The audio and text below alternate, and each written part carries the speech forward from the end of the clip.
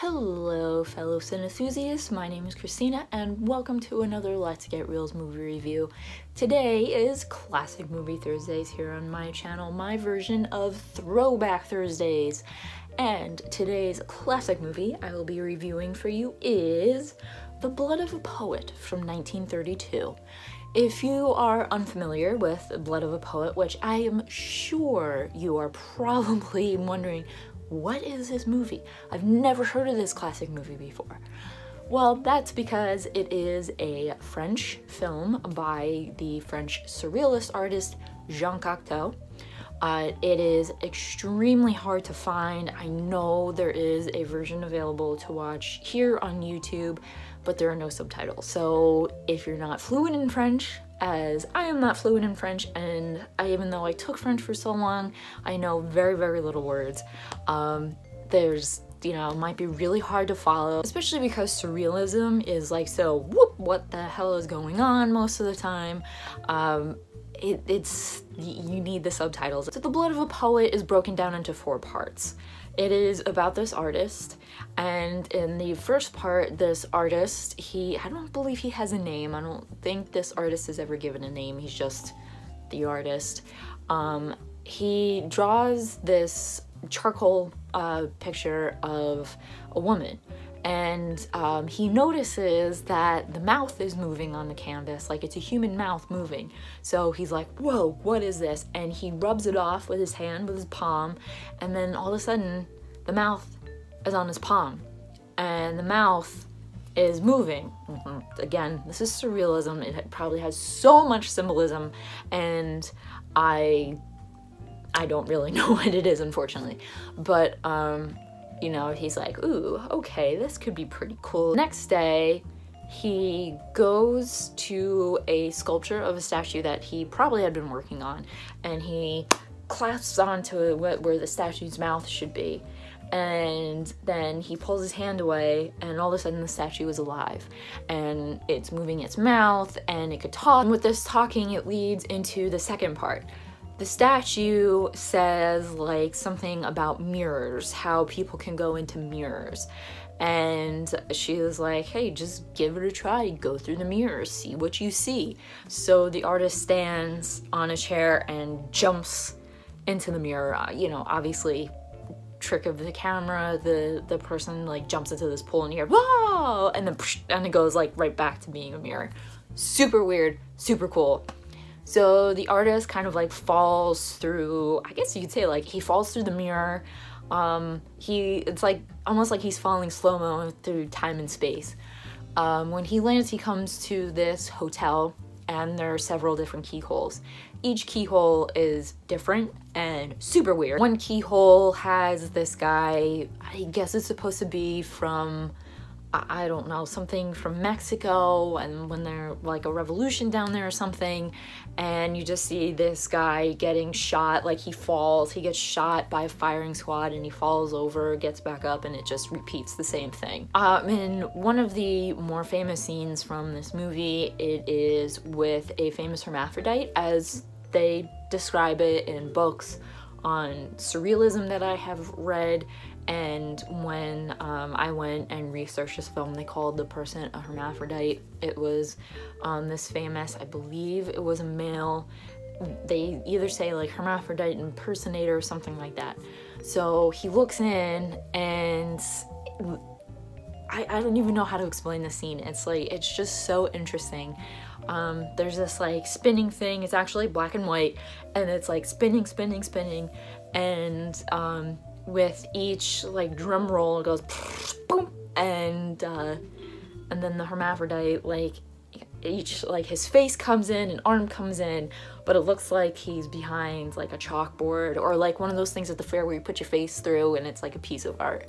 And what's really interesting I found about like this scene with the hotel is that there are shoes outside of each of the doors, and for the hermaphrodite you see one male shoe and one female shoe. I was like, oh, that's so cool, I love it. Like, it's like explaining, giving you like a taste of what's behind this door.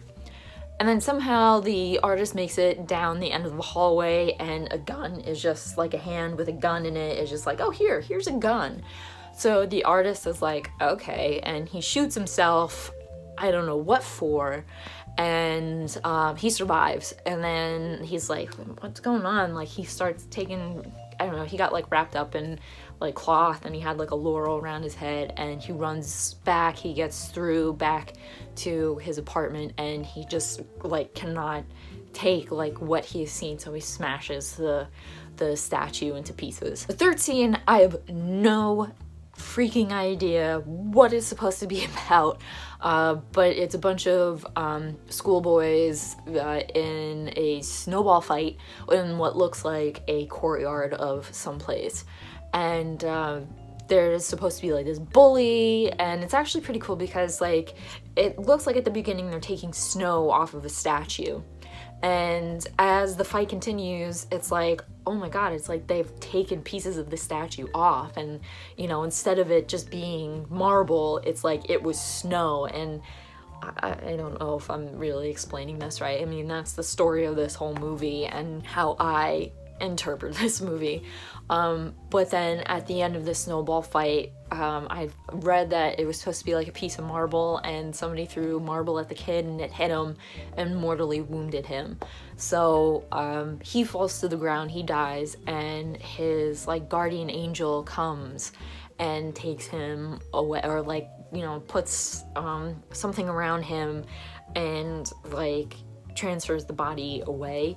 And it was really cool. I thought this was very, very interesting because the process that Jean Cocteau used, it looks like a photo negative.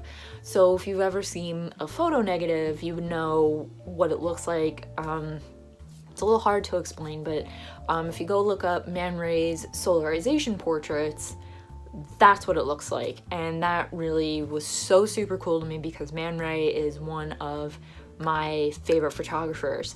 And in a connection with Man Ray, the whole entire reason I watched this movie was for Lee Miller, who is my favorite photographer. I will talk about her a little bit at the end, but Lee Miller was actually the statue when the statue comes to life, and she is yet again in another scene, and this time she is playing cards with a card sharp who is played by the actor who is the artist. I don't know if it's supposed to be the same person, but in the descriptions I read, it's just he's supposed to be a card sharp.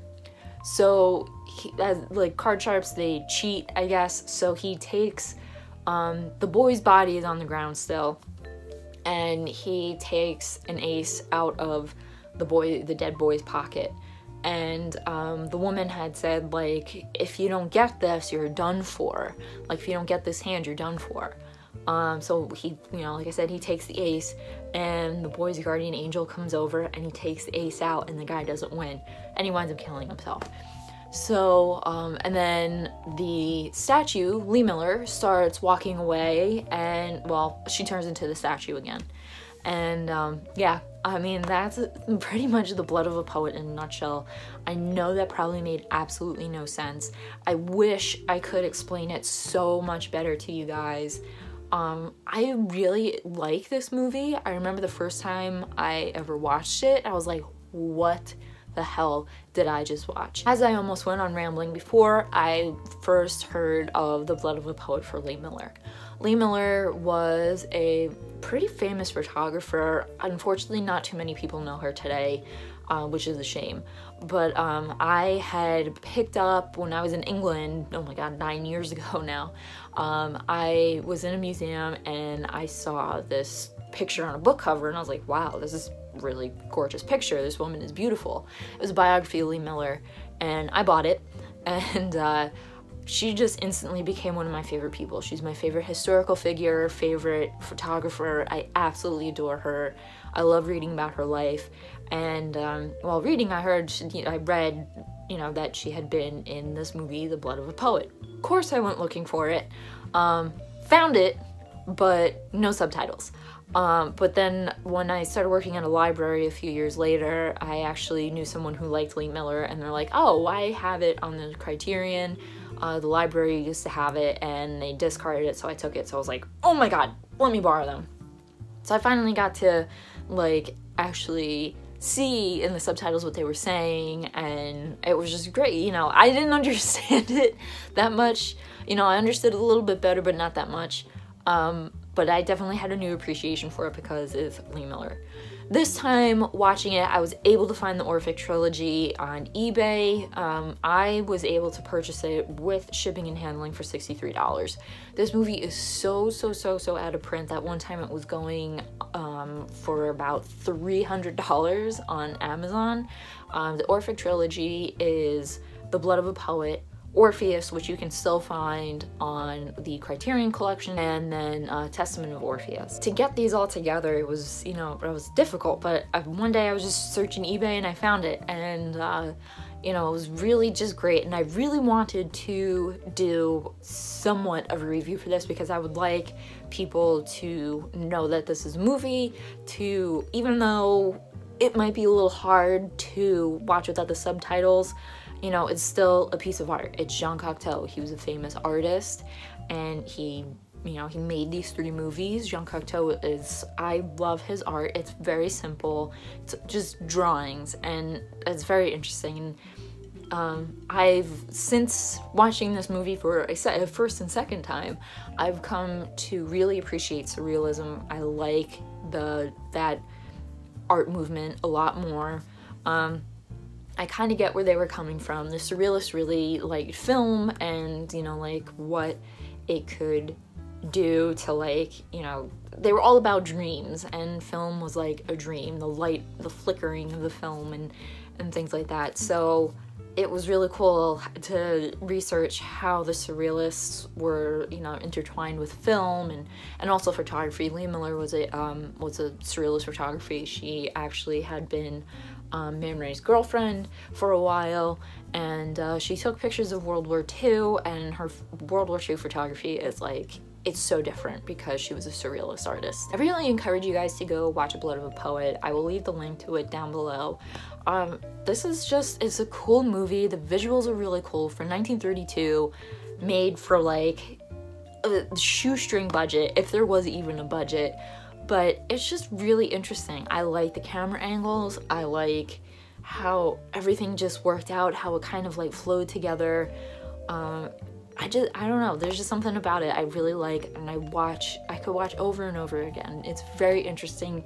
I always learn something new every time I watch this movie, and I just want you guys to be aware that this is a movie that's out there, especially if you like classic films, if you like artistic films. You know, this was like the beginning, I feel like the beginning of those artsy fartsy kind of movies, and this was really an art movie because it was by a surrealist artist featuring a surrealist artist. So that was my review, probably more of a blabbering on of The Blood of a Poet. If you guys like this review or my blabbering in any way, please give it a thumbs up. Leave your comments down below if you have seen The Blood of a Poet, if you've seen the Orphic trilogy. I would love to talk about these movies with you. And if you like Lee Miller, you like Jean Cocteau, you like Man Ray, you like the Surrealists, please leave them there. I'm always looking to have a conversation about art history and photography with anybody. So leave them there. Also in the comments if you have a suggestion of what I should watch, be them classic movies, newer movies, whatever you got, leave them there. And if I pick your movie and I watch it and I review it, I'll give you a shout out. Who doesn't want a shout out in a YouTube video? And don't forget to hit that subscribe button for future Classic Movie Thursday reviews and other Let's Get Reelz movie reviews. And also don't forget to hit that bell notification because my uploading can be a little inconsistent. So if you hit that bell notification, you will know right away when I upload a video and you can be one of the first to watch it. And as always, keep watching movies and stay absolutely fabulous.